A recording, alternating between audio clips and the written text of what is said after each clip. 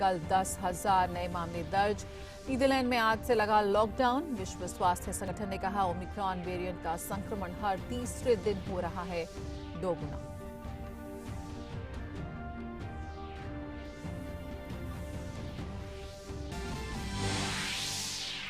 विश्व badminton championship में आज किदाम्बी श्रीकांत और सिंगापुर के लोहकीन यू के बीच होगी खिताबी भिड़ंत।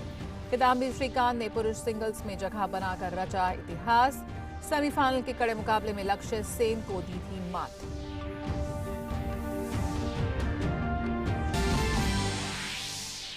और ढाका में एशियाई चैंपियंस ट्रॉफी पुरुष हॉकी प्रतियोगिता में आज भारत का जापान से होगा मुकाबला। गत चैंपियन भारत ने अब तक 3 मैचों में से 2 में की है जीत दर्ज। एक मुकाबला रहा ड्रॉ। नमस्कार, समाचारों में आप सभी का बहुत बहुत स्वागत है। मैं हूं जया सिन्हा। शुरुआत करेंगे इस वक्त की अहम खबरों के साथ। गोवा मुक्ति दिवस के मौके पर प्रधानमंत्री नरेंद्र मोदी आज गोवा की यात्रा पर होंगे। गोवा के लिए प्रधानमंत्री 650 करोड़ रुपए से अधिक लागत की विकास परियोजनाओं का उद्घाटन व शिलान्यास करेंगे।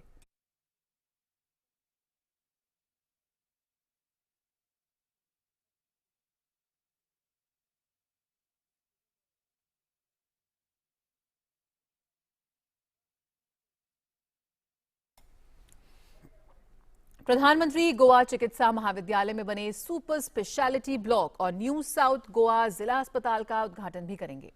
प्रधानमंत्री मोदी गोवा की यात्रा पर ऑपरेशन विजय के स्वतंत्रता सेनानियों और वरिष्ठ योद्धाओं को सम्मानित करेंगे।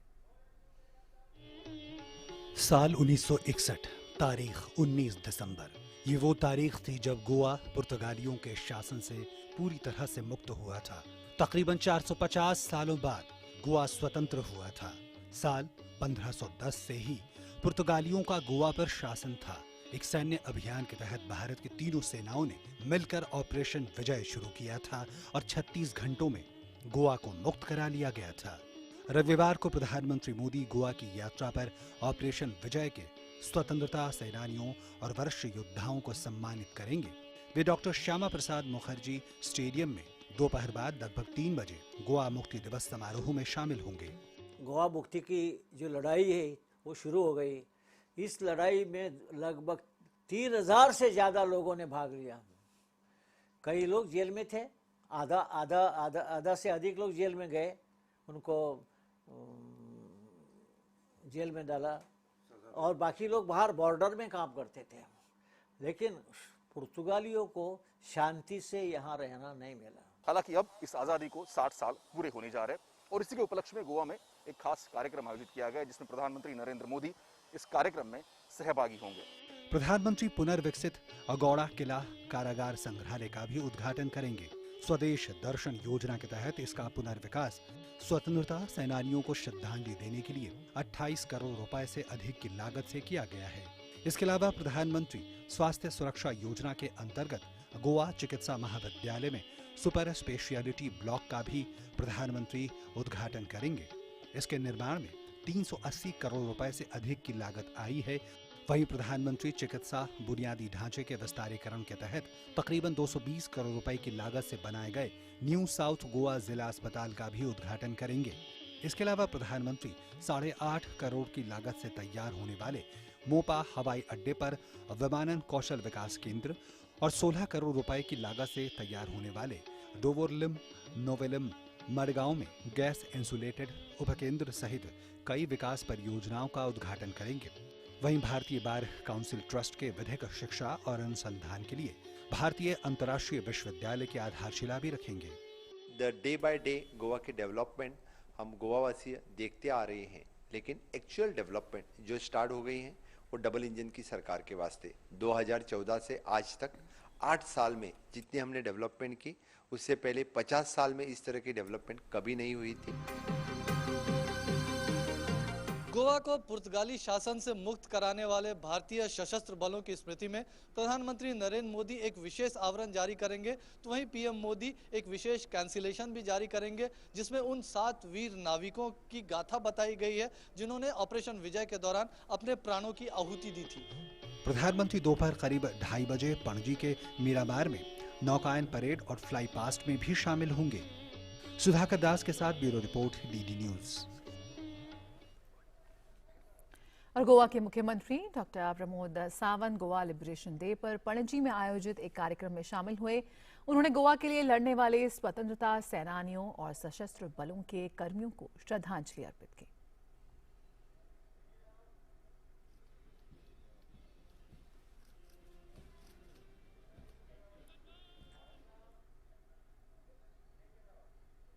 नई दिल्ली में आज भारत मध्य एशिया संवाद जारी है। संवाद में विदेश मंत्री एस जयशंकर के साथ मध्य एशिया के 5 देश तुर्कमेनिस्तान, कजाकिस्तान, ताजिकिस्तान, किर्गिस्तान और उज्बेकिस्तान के विदेश मंत्रियों ने हिस्सा लिया।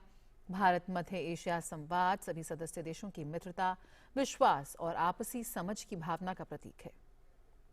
विदेश मंत्री डॉक्टर एस जयशंकर ने संवाद को संबोधित करते हुए परस्पर हित के क्षेत्रीय और वैश्विक मूल्यों का जिक्र करते हुए कहा, वाणिज्य, क्षमता वृद्धि, कनेक्टिविटी और संपर्क के महत्व पर प्रकाश डाला। We already have a good history of cooperation, but my message to you today is a readiness to take it to the next level. Our ties must now focus around 4 C's: commerce, capacity enhancement, connectivity and contacts. विदेश मंत्री S Jaishankar ने विशेष रूप से Kazakhstan और Uzbekistan द्वारा दूसरी Covid लहर के दौरान अंतर्राष्ट्रीय समुदाय द्वारा दिए गए समर्थन की गहराई से सराहना की है।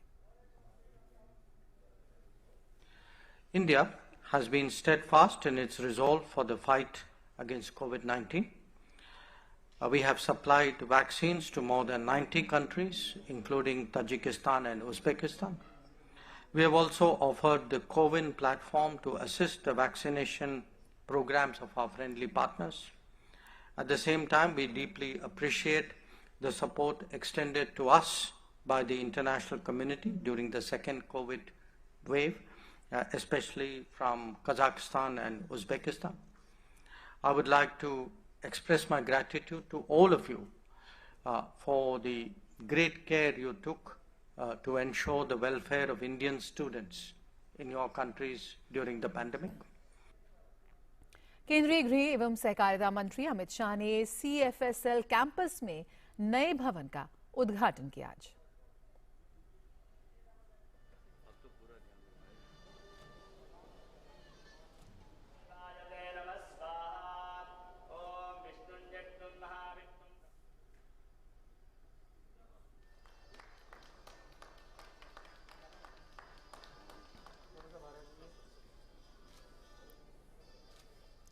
इससे पहले अमित शाह ने अपने महाराष्ट्र के दौरे के दूसरे दिन की शुरुआत पुणे के दगडू शेठ हलवाई गणेश मंदिर में पूजा अर्चना के साथ की।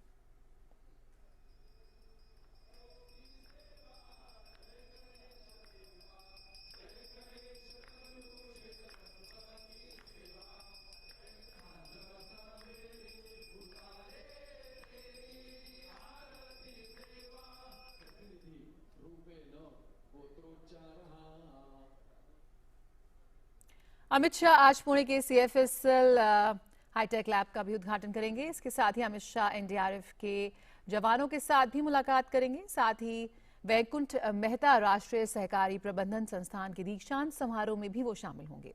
अमित शाह पुणे नगर निगम में छत्रपति शिवाजी की प्रतिमा का भी शिलान्यास करेंगे।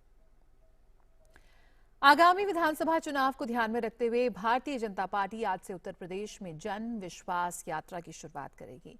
ये यात्राएं बिजनौर, मथुरा, झांसी, गाजीपुर, अंबेडकर नगर और बलिया से शुरू होंगी। भाजपा के राष्ट्रीय अध्यक्ष जेपी नड्डा राम मनोहर लोहिया की जन्मस्थली अंबेडकर नगर से यात्रा की शुरुआत करेंगे। वहीं मुख्यमंत्री योगी आदित्यनाथ मथुरा से यात्रा की शुरुआत करेंगे। उनके साथ पूर्व केंद्रीय मंत्री और सांसद संतोष गंगवार और सांसद राजवीर सिंह मौजूद रहेंगे। रक्षा मंत्री राजनाथ सिंह रानी लक्ष्मीबाई की नगरी झांसी से यात्रा की शुरुआत करेंगे, जिसमें उप मुख्यमंत्री डॉक्टर दिनेश शर्मा और केंद्रीय राज्य मंत्री BL वर्मा भी मौजूद रहेंगे। केंद्रीय मंत्री नितिन गडकरी बिजनौर के विदुरकूटी से यात्रा की शुरुआत करेंगे, जिसमें उप मुख्यमंत्री केशव प्रसाद मौर्य और केंद्रीय राज्य मंत्री संजीव बालियान मौजूद रहेंगे। इसके साथ ही मध्य प्रदेश के मुख्यमंत्री शिवराज सिंह चौहान बलिया से यात्रा की शुरुआत करेंगे। साथ में स्वतंत्र देव सिंह और प्रदेश के वन मंत्री दारा सिंह चौहान रहेंगे। वहीं केंद्रीय महिला एवं बाल विकास मंत्री स्मृति ईरानी गाजीपुर से यात्रा की शुरुआत करेंगी। इस यात्रा में राज्य के श्रम मंत्री स्वामी प्रसाद मौर्य और कानून मंत्री ब्रजेश पाठक मौजूद रहेंगे। और यूपी के अंबेडकर नगर से जुड़ रहे हमारे संवाददाता शैलेंद्र मिश्र। शैलेंद्र, सबसे पहले आपसे ही जानना चाहेंगे, मेगा प्रचार अभियान, क्या कुछ तैयारियां हैं, किस तरह से इस मेगा रैली का आयोजन किया जा रहा है? देखिए, 6 जगहों पर उत्तर प्रदेश में ये यात्रा शुरू हो रही है, जन विश्वास यात्रा, जिसमें राष्ट्रीय बीजेपी के नेतृत्व हिस्सा ले रहे हैं। यहाँ अंबेडकर नगर में जेपी नड्डा बीजेपी के राष्ट्रीय अध्यक्ष वो शुभारंभ करेंगे। 1 बजे ये यात्रा शुरू होगी, जबकि झांसी में रक्षा मंत्री राजनाथ सिंह है, उत्तर प्रदेश के मुख्यमंत्री योगी आदित्यनाथ मथुरा में है, शिवराज सिंह चौहान मध्य प्रदेश के मुख्यमंत्री बलिया में है, पास में ही गाजीपुर में केंद्रीय मंत्री स्मृति ईरानी है, बिजनौर से नितिन गडकरी केंद्रीय मंत्री हैं। तो दरअसल बीजेपी इन यात्राओं के जरिए उत्तर प्रदेश के हर जिले में पहुंचना चाहती है और एक रूट बनाया गया है अलग अलग संभाग का। संगठन के लिहाज से बीजेपी ने 6 क्षेत्रों में बांटा हुआ है पूरे उत्तर प्रदेश को। अवध, ब्रज, गोरखपुर क्षेत्र, इसके साथ ही साथ बुंदेलखंड, और हम देख रहे हैं कि उसी हिसाब से इस यात्रा को प्लान किया गया है। इसका समापन जब होगा तब कोई राष्ट्रीय नेता जरूर मौजूद होगा हर 6 जगहों पर, और साथ ही साथ आज शुरुआत हो रही है तो इन 6 जगहों पर राष्ट्रीय नेताओं के साथ साथ जो प्रदेश के नेता हैं बीजेपी के, वो भी मौजूद रहेंगे। यहाँ जेपी नड्डा के साथ बीजेपी के चुनाव प्रभारी धर्मेंद्र प्रधान उत्तर प्रदेश के चुनाव प्रभारी हैं, वो मौजूद रहेंगे। इस तरह से देखें कि तमाम जो केंद्रीय मंत्री हैं अलग अलग जगहों पर, उनके साथ सांसद या राज्य के मंत्री वो मौजूद रहेंगे। तो दरअसल इन यात्राओं के जरिए बीजेपी जो संभावित ऐलान है उत्तर प्रदेश में विधानसभा चुनाव का, उससे पहले इस यात्रा को पूरा करने की कोशिश करेगी, जिससे हर जिले में एक तरह से पूरा किया जा सके जो संपर्क अभियान है कार्यकर्ताओं के साथ, पदाधिकारियों के साथ। और ऐसे में हम देख रहे हैं कि 6 जगहों से आज इस यात्रा की शुरुआत हो रही है, जन विश्वास यात्रा की, जिसमें सीधा संपर्क किया जाएगा जनता से, कार्यकर्ताओं से, पदाधिकारियों से, और मोदी सरकार की कल्याणकारी योजनाओं को लेकर, उत्तर प्रदेश में योगी सरकार की कल्याणकारी योजनाओं को लेकर बताया जाएगा कि किस तरह से इन योजनाओं ने लोगों का जीवन बदला है। तो बीजेपी के लिहाज से आज एक बहुत महत्वपूर्ण दिन, जब उत्तर प्रदेश में 6 जगह से जन विश्वास यात्रा की शुरुआत होने जा रही है। बिल्कुल शैलेंद्र, हम देख रहे हैं कि काफी अच्छी खासी तैयारी है, काफी भीड़ जुटी है, काफी बड़ी संख्या में आमजन पहुंच रहे हैं इस कार्यक्रम से जुड़ने के लिए। किस तरह से रहेगा आगे, जिस तरह की रैलियां की जा रही है, तमाम दिग्गज नेता इस वक्त जमीन पर उतरे हुए हैं, कैसे, क्या लोगों के बीच जाएंगे, घर घर जाएंगे, कैसे बात करेंगे उनसे, किस तरह से रहेगा पूरा कार्यक्रम? देखिए, बीजेपी उत्तर प्रदेश चुनाव को कितनी गंभीरता से ले रही है, पूरा एक तरह से देखें तो जोर लगाने की एक तैयारी है। इस लिहाज से आप देखें कि तमाम जो राष्ट्रीय नेता है उनको जिम्मेदारी दी गई है। संगठन के प्रभारी तो नियुक्त किए गए हैं, चुनाव प्रभारी नियुक्त किए गए हैं, सह प्रभारी नियुक्त किए गए हैं। चुनाव प्रभारी धर्मेंद्र प्रधान है, सह प्रभारी केंद्रीय मंत्री अनुराग ठाकुर हैं, इसके साथ ही साथ तमाम अलग अलग रीजन्स में 6 सह प्रभारी हैं। उसके साथ ही साथ अलग से जेपी नड्डा बीजेपी के राष्ट्रीय अध्यक्ष को 2 संभाग की जिम्मेदारी दी गई है, रक्षा मंत्री राजनाथ सिंह को अवध क्षेत्र और दूसरे 2 संभाग की जिम्मेदारी दी गई है। तो इस तरह से अलग अलग क्षेत्रों की जिम्मेदारी राष्ट्रीय नेताओं को दी गई है। तो उससे लगता है कि किस तरह से सीधे स्थानीय जो बीजेपी के नेता हैं, प्रदेश के जो नेता हैं, उनके साथ संवाद किया जा रहा है, और जिला पदाधिकारियों और ब्लॉक स्तर के और बूथ स्तर के पदाधिकारियों के साथ संवाद किया जा रहा है, जिससे फीडबैक बेहतर तरीके से लिया जा सके, तमाम योजनाओं के बारे में संवाद बेहतर तरीके से किया जा सके। और हम देख रहे हैं कि उसका एक असर दिख रहा है कि जब सीधे संवाद देख रहे हैं, अक्सर यात्रा की तैयारी को लेकर हो या फिर जिला स्तर पर जिला अध्यक्षों की बैठक हो, वो चाहे वर्चुअल माध्यम से हो या सीधे इस तरह की जन विश्वास यात्रा के माध्यम से संवाद बीजेपी कर रही है। और हम जानते हैं कि उत्तर प्रदेश विधानसभा चुनाव को लेकर 350 पार का लक्ष्य रखा है बीजेपी ने, और उसके लिए कोई कसर बीजेपी नहीं छोड़ना चाहती। जी बिल्कुल शैलेंद्र, विकास एक मुख्य एजेंडा रहा है लगातार पार्टी की ओर से। हमने देखा हाल ही में हजारों करोड़ की परियोजनाओं की शुरुआत की गई उत्तर प्रदेश में। ऐसे में किस तरह से, अगर आप इस इस वक्त वहां पर ग्राउंड जीरो पर मौजूद है। क्या कुछ प्रतिक्रियाएं देखने को मिल रही है, क्या कुछ आम जनता संवाद कर रही है, क्या कुछ चाहते हैं वो इस कार्यक्रम के तहत अपने नेताओं से बातचीत करने में? ये देखिए, लोगों का ये कहना है कि दरअसल न केवल बड़ी बड़ी परियोजनाओं का उद्घाटन उत्तर प्रदेश में हो रहा है, एक्सप्रेस वे बन रहे हैं, बगल में ही अम्बेडकर नगर से आप देखें पूर्वांचल एक्सप्रेस वे है।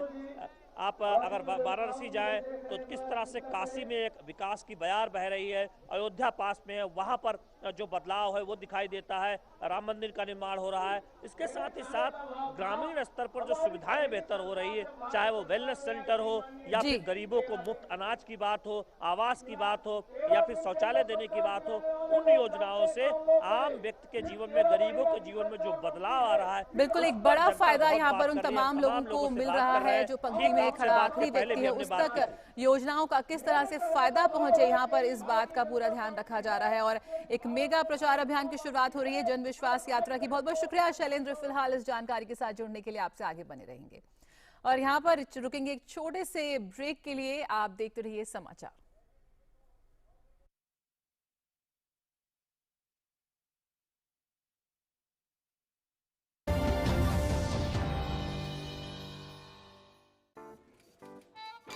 नाइन टू 5 जॉब, अरे 5 to 9 जॉब, भाग दौड़ all the time job, the roaming वाला जॉब, द डेडलाइन वाला जॉब और are you living in the market वाला जॉब। जिंदगी में मौके ही मौके हैं। अपनी मर्जी से जॉब चुनिए और अपनी इच्छा अनुसार कमाइए। बन जाइए LIC एजेंट। ये है जॉब से बढ़कर, ये है करियर इंश्योरेंस। अपना बॉस खुद बनिए, बन जाइए LIC एजेंट। अब लाइफ सेट है। हर जोखिम से निकल कर फसल आए, सुरक्षित हो जाए। फसल बीमा से हर किसान अब आत्मनिर्भर हो जाए। अब सूखा पड़े या बाढ़ आ जाए, कोई डर नहीं। अब ओले पड़े या कीट पतंगे फसल खा जाए, कोई फिक्र नहीं। अब कैसी भी आपदा हमारी फसल पे आ जाए, क्षति होने पर हमारे दावों का उचित भुगतान मिलता है, क्योंकि हमने लिया है प्रधानमंत्री फसल बीमा। बुआई से फसल कटाई तक हर जोखिम का दावा, न्यूनतम प्रीमियम पर अधिकतम भुगतान का वादा। योजना से हर साल जुड़ रहे हैं 5 करोड़ से ज्यादा किसान। अब आपकी है बारी। नजदीकी कृषि कार्यालय, सहकारी समिति, बैंक शाखा, अधिकृत बीमा कंपनी या जन सेवा केंद्र में स्वेच्छा से करा सकते हैं पंजीकरण। फसल बीमा पोर्टल या फसल बीमा ऐप द्वारा भी किया जा सकता है पंजीकरण। प्रधानमंत्री फसल बीमा योजना, आपकी फसलों का संपूर्ण सुरक्षा कवच। कृषि एवं किसान कल्याण मंत्रालय, भारत सरकार। और खबर पश्चिम बंगाल से, जहां कोलकाता नगर निगम चुनाव के लिए मतदान जारी है। कोलकाता नगर निगम के सभी 144 वार्डों में 1776 मतदान केंद्रों पर लोग मतदान कर रहे हैं। चुनाव के दौरान कोरोना प्रोटोकॉल का पालन किया जा रहा है। राज्य निर्वाचन आयोग ने मतदाताओं से मास्क और दूरी बनाए रखने की अपील की है। मतों की गिनती 21 दिसंबर को होगी।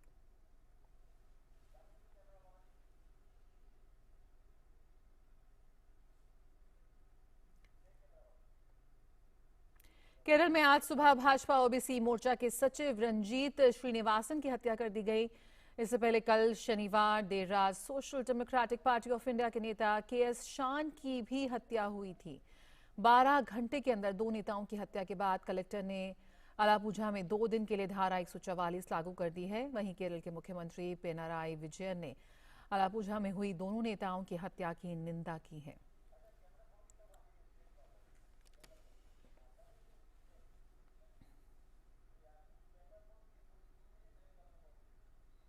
और श्रीनगर के हरवन इलाके में सुरक्षा बलों और आतंकियों के बीच मुठभेड़ हुई। मुठभेड़ में सुरक्षा बलों ने एक आतंकी को ढेर कर दिया। सभी इलाकों में तलाशी अभियान जारी है। और स्वास्थ्य और परिवार कल्याण मंत्रालय के मुताबिक देश भर में पिछले 24 घंटों में 7,000 से ज्यादा मामले दर्ज किए गए हैं। वहीं पिछले 24 घंटों में 7,469 मरीज उपचार करवाकर स्वस्थ हो चुके हैं, जिसके बाद देश में रिकवरी रेट 98.38% हो गया है। सक्रिय मामलों की कुल संख्या 83,913 हुई है, तो वहीं साप्ताहिक पॉजिटिविटी रेट वर्तमान में 0.61% दर्ज किया गया। दैनिक पॉजिटिविटी रेट 0.58% पर बनी हुई है। देश ने कोविड टीकाकरण अभियान में एक नया कीर्तिमान स्थापित कर लिया है। देश में अब तक 137 करोड़ 46 लाख से अधिक टीकों की खुराकें दी जा चुकी हैं। स्वास्थ्य और परिवार कल्याण मंत्रालय के मुताबिक टीकाकरण अभियान के 337वें दिन 76 लाख से अधिक टीके लगाए गए।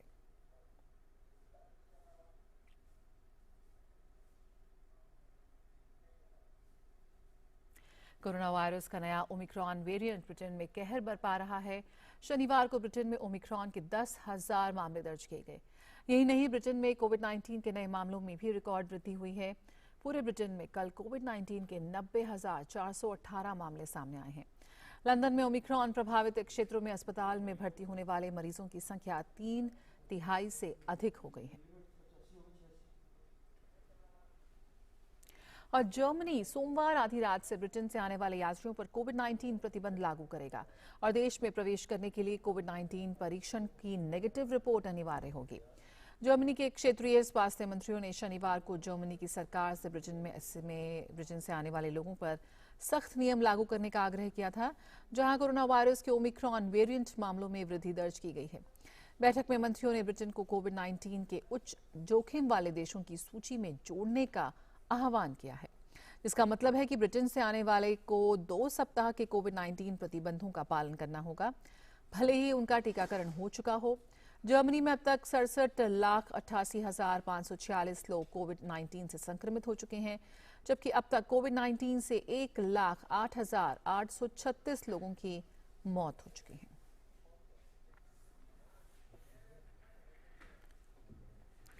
और नीदरलैंड्स ने ओमिक्रॉन के बढ़ते संक्रमण के कारण क्रिसमस पर कड़े लॉकडाउन की घोषणा की है।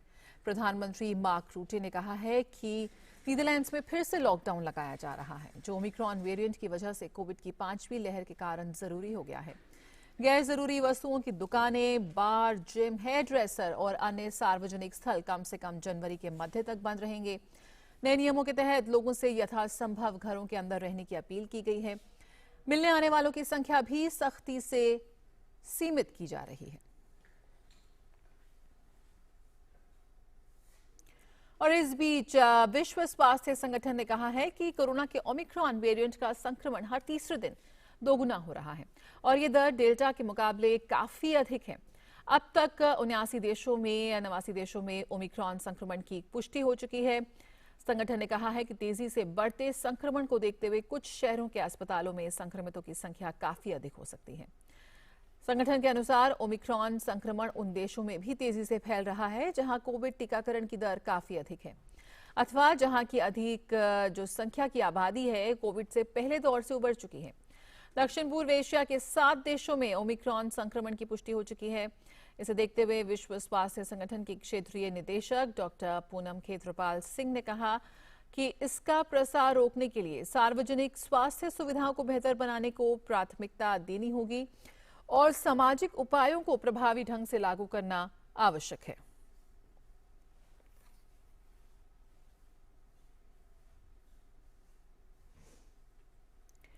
अमेरिकी सीनेट ने राष्ट्रपति जो बाइडेन द्वारा चीन में नए राजदूत के रूप में निकोलस बर्न्स के नाम की पुष्टि की है।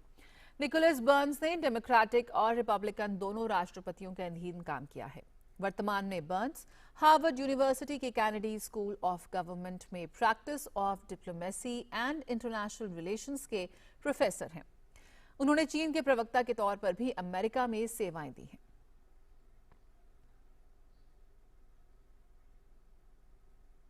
यहां रुकूंगी एक छोटे से ब्रेक के लिए, जल्द हाजिर होते हैं। आज ही लाए नए वर्ष की पहली जरूरत लाला राम स्वरूप जबलपुर का राम नारायण पंचांग, ट्रेडमार्क नंबर 707172। आज ही लाए नए वर्ष की पहली जरूरत लाला राम स्वरूप जबलपुर का राम नारायण पंचांग, ट्रेडमार्क नंबर 707172। मुझे जॉब छोड़ा फिर भी सुकून। ब्रो, नए चैलेंजेस नए मौके लाते हैं। अच्छा, सीरियसली राहुल, मेरा पूरा घर now it's an online retail store. देख, वाओ, लेकिन पैसे? कुछ साल पहले दिवाली बोनस को इन्वेस्ट किया था। और अब तो है LIC का यूलिप प्लान निवेश प्लस। एक बार इन्वेस्ट करो, इंश्योरेंस से सुरक्षा का लाभ और मार्केट की बढ़त का फायदा दोनों पाओ। One sec Rahul. Madam, you are double cool. हर जोखिम से निकल कर फसल आए, सुरक्षित हो जाए।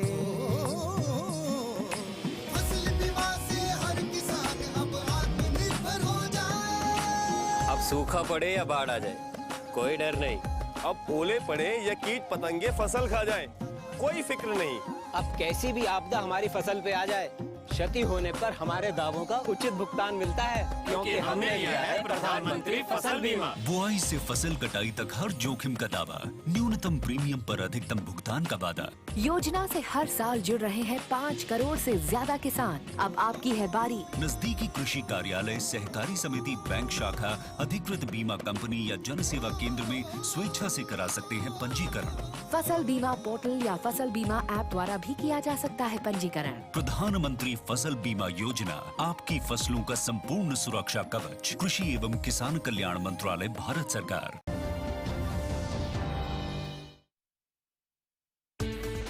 हर दिन बदलती दुनिया, हर पल बनती नई खबरें, खबरें जिनसे सरोकार है आपको, खबरें जो रोज जगाती हैं आपको।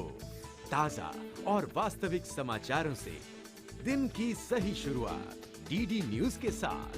नया सवेरा, सोमवार से शुक्रवार सुबह 8 बजे, सिर्फ डीडी न्यूज पर।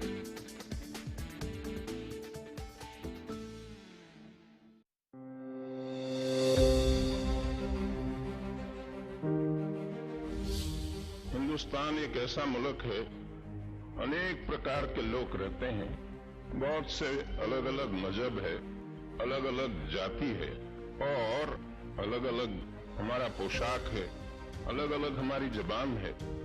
ऐसा कोई मुल्क दुनिया में नहीं है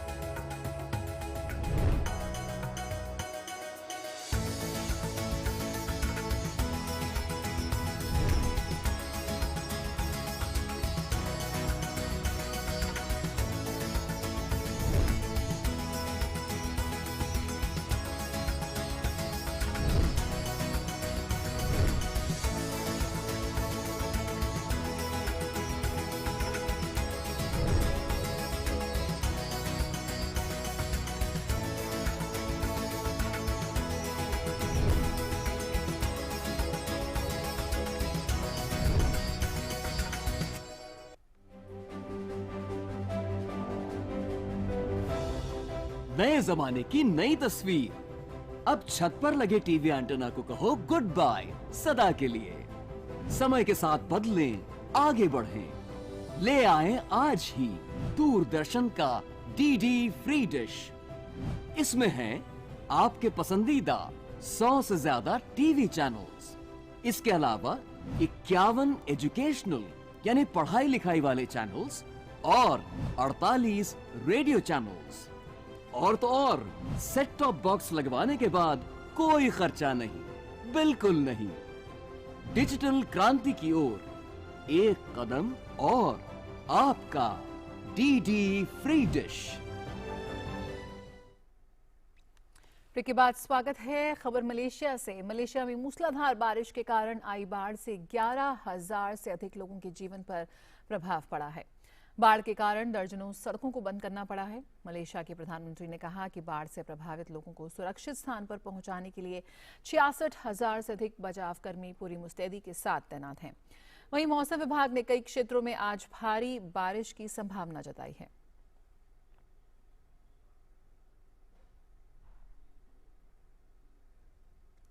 दिल्ली पुलिस की सेंट्रल डिस्ट्रिक्ट की एटीएस ने रानी झांसी रोड पर एनकाउंटर के बाद मोस्ट वांटेड समेत 2 बदमाशों को गिरफ्तार किया है। पुलिस के मुताबिक पकड़ा गया मोस्ट वांटेड इश्तियाक वाहन चोर गिरोह का सरगना है। वे अपने गैंग के साथियों के साथ मिलकर अब तक 500 से ज्यादा लग्जरी गाड़ियों की चोरी कर चुका है। एटीएस ने एनकाउंटर के दौरान मोस्ट वांटेड के पैर में गोली मारी कर उसे गिरफ्तार किया। इस बड़ी कामयाबी पर डीसीपी श्वेता चौहान ने हमारे संवाददाता मुकेश शुक्ला से की खास बातचीत। डीसीपी सेंट्रल टीम को मॉर्निंग में सुबह बड़ी कामयाबी मिली है और उन्होंने एक बड़े न्यूटोरियस ऑटो लिफ्टर गैंग को यहां पर पकड़ने में कामयाबी हासिल करी। इस पर बात करने के लिए डीसीपी श्वेता चौहान हमारे साथ मौजूद है। किस तरह से आपने इस पूरे के पूरे गैंग को बर्स्ट किया और क्या मॉर्निंग में आपने ट्रैपिंग करी थी? ये जो नोटोरियस ऑटो लिफ्टर्स हैं, काफ़ी समय से हमारी टीम इनके हम लोग पीछे थे। हम लोगों ने इनको टेक्निकल सर्वेलेंस पे भी लेके रखा हुआ था और पहले भी हमारी कई वारदातों में ये लोग शामिल हो चुके हैं। तो इश्तियाक जो है वो 32 एफआईआर्स में दिल्ली की वांटेड है और अकील जो है 4 में है।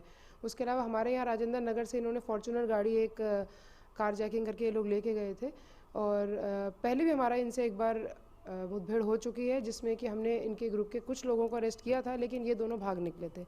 तो कल के दिन हमें जब पता चला, कल की रात को, कि ये फिर से एक्टिव हैं और दिल्ली में गाड़ियाँ चुरा रहे हैं, तो हमारी टीम ने इनका पीछा किया और जब ये नॉर्थ से मध्य ज़िले की तरफ आए तो हमने इनको इंटरसेप्ट करने की कोशिश की और इसमें जब इनको पता चला कि पुलिस इनके पीछे है तो उन्होंने अपनी गाड़ी काफ़ी तेज़ कर दी और गाड़ी जाके डिवाइडर से टकरा गई। जब गाड़ी वहाँ टकरा गई तो गाड़ी इमोबाइलाइज हो गई, उनको उतरना पड़ा। फिर इन्होंने पुलिस की गाड़ियों पे ओपन फायर कर दिया। तो फिर रिटेलिएटरी फायर में एक गोली इश्तियाक के पाँव में लगी है, घुटने के नीचे, और अकील और इसको हम लोगों को पकड़ने में सफलता मिली है। इनके रिसीवर्स कौन से थे दिल्ली एनसीआर में? ये लोग पूरी दिल्ली से गाड़ियाँ चुराते हैं और जबकि एनसीआर से चुराते हैं, फरीदाबाद गुड़गांव से भी गाड़ियाँ उठा लेते हैं और लग्जरी गाड़ियों पे इनकी ज़्यादा नज़र रहती है। जब इनके बाकी साथियों को भी हमने पकड़ा है तो हमें यही मालूम चला है कि ये लोग करीब 500 से ज़्यादा गाड़ियों को चुरा चुके हैं और आगे बेच चुके हैं। आगे इनके साथ किस तरह की जांच की जा रही है, क्या इंटरोगेशन हो रही है? अभी जैसे कि आप जान ही रहे हैं कि सेंट्रल के ही 3 केसेस इनसे वर्कआउट हुए हैं। उसके अलावा जो गाड़ी में ये लोग कल आए थे वो भी इन्होंने चोरी की थी। ये 13 तारीख को मौर्य एनक्लेव पुलिस स्टेशन से चोरी थी। इसके ऊपर चोरी की नंबर प्लेट लगाई गई थी, तो वो गाड़ी हमने इनसे बरामद की है। उसके अलावा एक कंट्री मेड पिस्टल, उसके एक सोफिस्टिकेटेड पिस्टल और 4 लाइव राउंड्स। कार को चुराने के लिए जो ये टूल्स इस्तेमाल करते थे वो भी इनकी गाड़ी से मिले हैं भारी मात्रा में। बहुत शुक्रिया हमसे बात करने के लिए। तो ये थी डीसीपी श्वेता चौहान जो बता रही थी कि बड़ी कामयाबी है डिस्ट्रिक्ट के लिए और आमतौर पर ऐसे क्रिमिनलों को इन्होंने पकड़ा है। आगे और धरपकड़ जारी रहेगी। कैमरा सुलवा के साथ मैं मुकेश शुक्ला, डीडी न्यूज़ दिल्ली। और आइए खेल जगत का रुख करते हैं। किदाम्बी श्रीकांत ने इतिहास रचते हुए विश्व बैडमिंटन चैंपियनशिप के फाइनल में स्थान बना लिया है। इसी के साथ वो विश्व बैडमिंटन चैंपियनशिप के फाइनल में पहुंचने वाले पहले भारतीय पुरुष खिलाड़ी बन गए हैं। श्रीकांत ने सेमीफाइनल में भारत के ही लक्ष्य सेन को 17-21, 21-14, 21-17 से हराया। मैच की शुरुआत से ही दोनों खिलाड़ियों के बीच कड़ा संघर्ष देखने को मिला। 20 साल के लक्ष्य ने अपने से 8 साल बड़े और विश्व में 14वीं वरीयता प्राप्त श्रीकांत को पहले गेम में कड़ी टक्कर दी। लक्ष्य ने पहले गेम को 21-17 से जीतकर मुकाबले में बढ़त बना ली। दूसरे गेम में भी दोनों खिलाड़ियों के बीच एक एक अंक के लिए कड़ा संघर्ष देखने को मिला। दूसरे गेम को श्रीकांत ने 21-14 से जीतकर मुकाबले को बराबर कर दिया। तीसरे गेम में भी दोनों के बीच कड़ी टक्कर मिली। श्रीकांत के अनुभव ने उन्हें फायदा दिया और उन्होंने गेम को 21-17 से अपने नाम कर मैच जीत लिया। और इस ऐतिहासिक मुकाबले में आइए सुनते हैं लक्ष्य सेन के परिवार का क्या कुछ कहना है और उन्हें कितनी खुशी है लक्ष्य के इस मुकाम पर पहुंचने पर। हमारी संवाददाता आयशा खानम ने की उनके परिवार से खास बातचीत। बैडमिंटन खिलाड़ी लक्ष्य सेन के घर में कोने कोने में पदक देखने को मिलते हैं। हर कोने में कहीं गोल्ड मेडल है तो कहीं सिल्वर मेडल है, तो हर जगह जगह पर उनकी जीत के यहाँ पर चिन्ह देखने को मिलते हैं। और उनका पूरा परिवार जो है लगातार शुरू से ही बैडमिंटन खेलता रहा है। यहाँ तक कि उनके दादा, उनके पिता जो अब उनके साथ कोच हैं, बैडमिंटन के शौकीन रहे हैं, बैडमिंटन के खिलाड़ी रह चुके हैं, और अब उनके भाई जो हैं ट्रेनर हैं, और उनके एक और भाई चिराग सेन जो है वो भी बैडमिंटन खिलाड़ी है। तो पूरा परिवार इस वक्त उत्साहित यहाँ पर मौजूद है। आप बता रहे थे लक्ष्य बचपन से ही बैडमिंटन से जुड़ा रहा, तो क्या कैरेक्टरिस्टिक्स थी आपको लगा कि ये एक चैंपियन के गुण है इसमें, और लगातार ये आगे चलकर एक लक्ष्य बना के रखेगा? नाम भी वैसा ही रखा है आपने। तो एक्चुअली फैमिली हमारी पूरा बैडमिंटन के लिए डिवोटी है। हमारे फादर इन लॉ जो थे वो भी बैडमिंटन प्लेयर रहे हैं। अल्मोड़ा में बहुत छोटी सी जगह है, एक बहुत छोटा सा टाउन है, वहाँ पे उन्होंने बैडमिंटन स्टार्ट किया। तो ये बच्चे छोटे छोटे रहे होंगे, और उस समय क्या था कि इंडोर कोर्ट्स तो थे नहीं वहाँ पे। वो बताते थे, खुद बताते थे अपना, कि वो अपना जो ये पोल्स एंड नेट कैरी करते थे, और जहाँ उनको जगह मिलता था वो पोल्स करते थे, उनके नेट लगाते थे एंड स्टार्ट हो जाते थे कि बच्चों को सिखाया जाए। ऐसे आप बता रहे थे बचपन से ही लक्ष्य को जीतने की आदत थी, ये किस्सा बताइए। हाँ, और वही दादाजी वैसे बचपन में गोदी में उसको ले जाते थे, बिकॉज तब लक्ष्य और चिराग में बड़ा बेटा उस समय खेलता था, इनमें 3 साल का अंतर है। तो लक्ष्य उसको वो लेके जाते थे वहाँ पे, वहीं वो मतलब उसको फीड वेट करा करके घर ले आते थे। तब से उसको शौक तो था बैडमिंटन, तो मतलब जैसे घर भी आएगा तो उसको ये रहता था मुझे रैकेट चाहिए, मुझे निकर चाहिए। बर्थडेज में भी उनकी डिमांड ये होती थी कि उन्हें ये चाहिए सब। तो उसके बाद जब वो खेलना स्टार्ट किया तो हारना बिल्कुल नहीं पसंद होता था। आप उनकी बुआ है, आप उनके मैचेस देखती रही हूँ, तो किस तरह की वो एक इच्छा लेकर, एक जुनून लेकर चलते हैं कि जीतना ही है? बहुत ज्यादा दोनों भाई जो थे, और हमारे साथ जो और भी लोग हैं, मेरा बेटा है लोकेश, ये हो गया, हमारी सिस्टर का लड़का था, वो लोग, ये लोग सब साथ ही जाते थे। लेकिन इसको तो बचपन से, मैं तो कह रही हूँ 4 साल से, कितने 3 साल से इसने रैकेट लग गया था, और तब से इसको इतना था कि सवेरे जहाँ बच्चे 5 बजे सोए रहते हैं वहाँ उठ के बैठ जाता, और साथ जाने के लिए उतनी ही रनिंग करता था, बड़े बड़े बच्चों के साथ उतनी ही रनिंग कि मेरे को जाना है, दौड़ना है, खेलना है। लक्ष्य की कजिन ब्रदर हैं और एक कोच है एकेडमी में। ये बताइए लोकेश, टेक्निकली कोर्ट पर जब लक्ष्य खेलते हैं तो उनका क्या फोकस होता है? How does he play? What are the techniques, winning techniques उन्होंने क्या सीखी है? बिकॉज एज ए कोच आपको पता होगा। कोर्ट में जब भी वो खेलता है, मतलब जैसे अगर हाफ एन आवर का सेशन है, 1 आवर का सेशन है, तो वो पूरा उस टाइम पे पूरा फोकस उसका उसी ट्रेनिंग पे रहता है। जी। मतलब उसमें ये नहीं होता है कि मतलब बगल वाले कोर्ट में क्या चल रहा है, कौन क्या बोल रहा है। तो जैसा अगर एक बार सर ने बता दिया उसको कि नहीं ये चीज ऐसा करना है, ये तो पूरा उस टाइम फोकस रहता है। और वही चीज जो उसका डिसिप्लिन है ऑफ कोर्ट प्रैक्टिस में, वही चीज वो अपना एटीट्यूड वहाँ गेम में दिखाता है। कैमरामैन प्रभाकर के साथ आयशा खानम, डीडी न्यूज, बेंगलोर। और पूर्व भारतीय बैडमिंटन खिलाड़ी अनूप श्रीधर विश्व बैडमिंटन चैंपियनशिप में भारतीय खिलाड़ियों के प्रदर्शन से काफी खुश हैं। उनका मानना है कि आने वाले कुछ समय में भारतीय खिलाड़ी चीन के वर्चस्व को तोड़ते हुए दिखाई देंगे। लक्ष्य सेन और किदाम्बी श्रीकांत सेमीफाइनल्स में एक दूसरे से खेलने वाले हैं आज वर्ल्ड बैडमिंटन चैंपियनशिप के मेन सिंगल्स सेमीफाइनल में। ये बहुत ही बड़ा दिन है इंडियन बैडमिंटन के लिए और इंडियन स्पोर्ट के लिए भी। कुछ 5-10 साल पहले भी ये सोचना भी नामुमकिन था कि 2 इंडियन सेमीफाइनल में खेल सकते हैं अपने आप से, और ये बहुत ही अच्छा दिन है। मैं बहुत ही ज़्यादा खुश हूँ। लक्ष्य और श्रीकांत दोनों एक दूसरे से काफ़ी खेल चुके हैं मैचेस में, प्रैक्टिस में, तो दोनों को आइडिया रहेगा कि ओपोनेंट क्या करने वाला है गेम में। जो आज के दिन में बेटर खेलेगा वो जीतेगा। फाइनल में लो कियान यू या एंडर्स एंटोनसन से खेलना पड़ेगा इनको, और मेरा ये सबसे बड़ा डिजायर है कि ये हमारे 2 प्लेयर से जो भी आज जीते वो गोल्ड मेडल भी कल जीते। और भारत के उभरते बैडमिंटन खिलाड़ी लक्ष्य सेन ने इतिहास बनाते हुए विश्व बैडमिंटन चैंपियनशिप में पदक जीत लिया है। 20 वर्षीय लक्ष्य इस प्रतियोगिता में पदक जीतने वाले सबसे युवा बैडमिंटन खिलाड़ी भी बन गए हैं। भारत के युवा बैडमिंटन खिलाड़ी लक्ष्य सेन ने इतिहास रच दिया है। लक्ष्य ने स्पेन में चल रहे विश्व बैडमिंटन चैंपियनशिप में पदक जीतने में सफलता हासिल की। उन्होंने प्रतियोगिता के सेमीफाइनल में पहुंचने के साथ ही पदक तय कर लिया था। वो BWF विश्व चैंपियनशिप में मेडल जीतने वाले सबसे युवा पुरुष खिलाड़ी भी बन गए हैं। लक्ष्य के सेमीफाइनल तक के सफर पर नजर डालें तो उन्हें पहले दौर में वॉकओवर मिला। इसके बाद उन्होंने 15वीं रैंकिंग वाले क्वांटा निशोमोतो को हराया। अंतिम 16 में उन्होंने केविन कॉर्डन को, क्वार्टर फाइनल में झाओ जोंग पैंग को हराया। लक्ष्य को कई बार संघर्ष भी करना पड़ा, लेकिन उन्होंने अपने से मजबूत रैंकिंग वाले खिलाड़ियों को हराकर वापसी की। उत्तराखंड के अल्मोड़ा में पैदा हुए लक्ष्य सेन ने जूनियर खिलाड़ी के रूप में अपने शानदार प्रदर्शन की बदौलत अपने सुनहरे भविष्य के संकेत दे दिए थे। फरवरी 2017 में वो जूनियर वर्ग में विश्व के नंबर 1 खिलाड़ी बने। इसके बाद उन्होंने जूनियर एशियन चैंपियनशिप में भी खिताब जीता। 2018 के यूथ ओलंपिक में उन्होंने रजत पदक जीतने में सफलता पाई। 2018 में विश्व जूनियर चैंपियनशिप में कांस्य पदक जीता। वहीं एशियन जूनियर चैंपियनशिप में 2016 में कांस्य और 2018 में स्वर्ण पदक जीतकर लक्ष्य ने देश का नाम रोशन किया। जूनियर वर्ग की अपनी सफलता को लक्ष्य ने सीनियर खिलाड़ियों के रूप में भी कायम रखा। BWF विश्व टूर के रूप में लक्ष्य ने 2019 में डच ओपन का खिताब जीता। इसके बाद उन्होंने 2019 में सालोक्स ओपन में खिताबी जीत हासिल की। BWF अंतर्राष्ट्रीय चैलेंज में 7 खिताब, BWF जूनियर अंतर्राष्ट्रीय प्रतियोगिता में 2 खिताब जीतने में सफलता पाई। मौजूदा समय में लक्ष्य विश्व रैंकिंग में 19वें स्थान पर हैं। विश्व चैंपियनशिप में उनके शानदार प्रदर्शन के बाद उनकी रैंकिंग में भी सुधार होगा। ऐसे में आने वाले राष्ट्रमंडल खेल, एशियाई खेल और फिर ओलंपिक में उनसे पदक की उम्मीद की जा सकती है। Sports desk, DD news.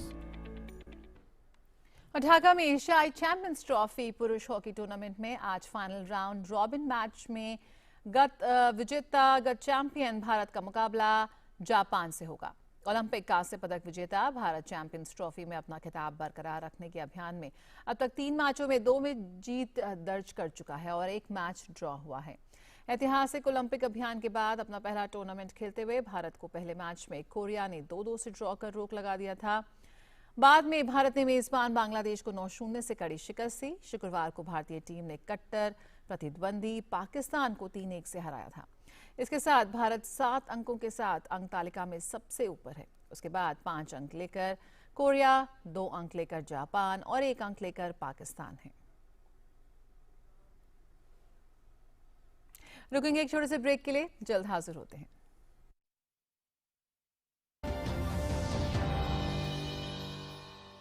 आज ही लाए नए वर्ष की पहली जरूरत लाला राम स्वरूप जबलपुर का राम नारायण पंचांग, ट्रेडमार्क नंबर 707172। आज ही लाए नए वर्ष की पहली जरूरत लाला राम स्वरूप जबलपुर का राम नारायण पंचांग, ट्रेडमार्क नंबर 707172। होंगे बच्चे स्वस्थ भले फूलेगा बचपन, इन्हें पिलाओ मुगली घुट्टी 555।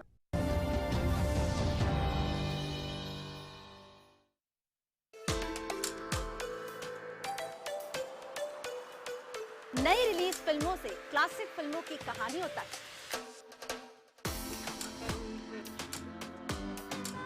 फ्लॉप शो या ब्लॉकबस्टर,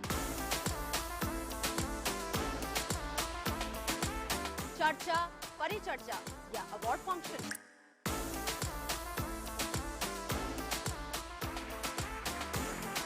सिनेमा, टीवी और OTT तक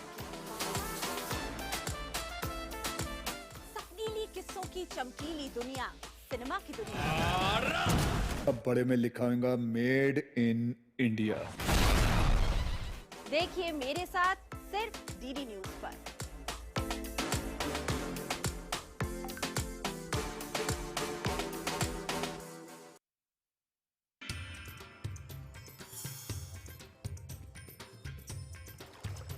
गंगा के किनारे से जमुना के मझधारे तक,